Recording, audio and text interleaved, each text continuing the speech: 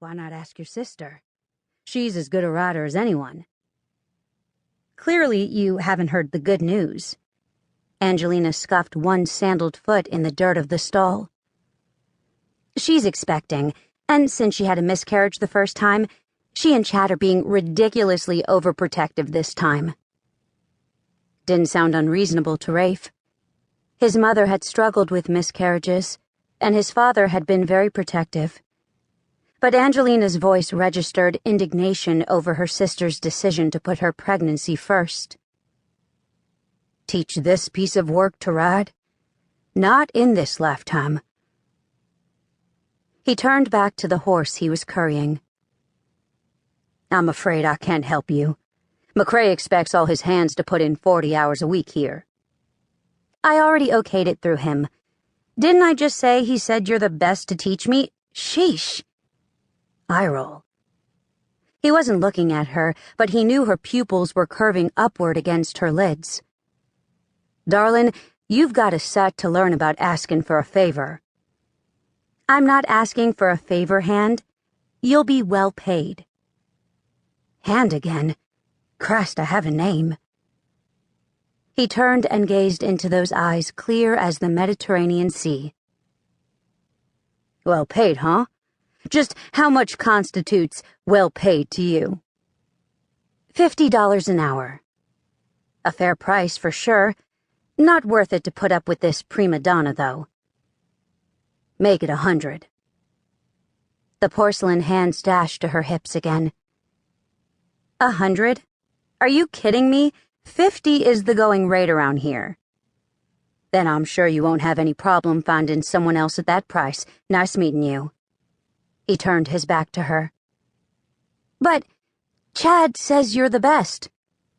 The man speaks the truth. Rafe smoothed the gelding's dark mane. 75 is as high as I'll go. Rafe pursed his lips. $75 an hour would go a long way helping his father get out of that damned trailer park. For the last couple of years, Rafe and his brother Tom had been putting all their extra money towards a place in Arizona for Jack Grayhawk. Since the death of Rafe's mother, his dad had been wasting away in that old dump. Though only 50, he'd had to leave construction work after a debilitating injury to his hip. He could still get around, but work was out of the question. He drew a small disability pension, but it wasn't enough.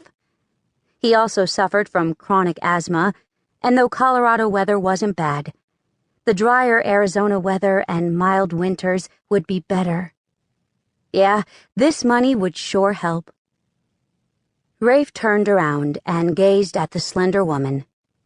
Spending time looking at Angelina Bay would be no hardship. Still, to put up with her attitude. The price is 100. Take it or leave it. I'll leave it. The beauty turned on her heels and marched toward the door of the barn. Shit, I should have taken the 75. He could have made life easier for his dad. Jack could take Lilia, the Mexican woman who'd kept house for him for the last 5 years with him.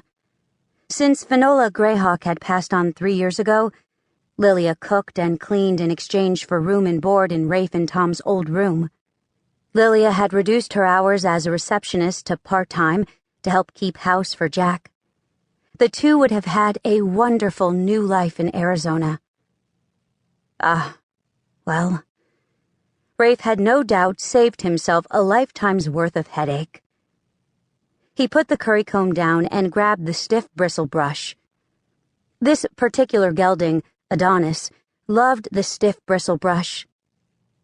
Rafe started at the neck with short flicking motions. That's a good boy. A throat cleared behind him.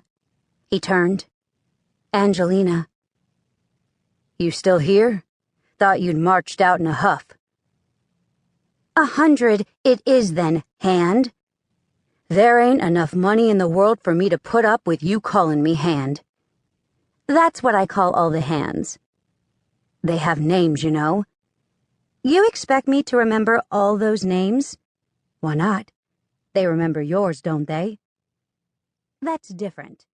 I'm the boss.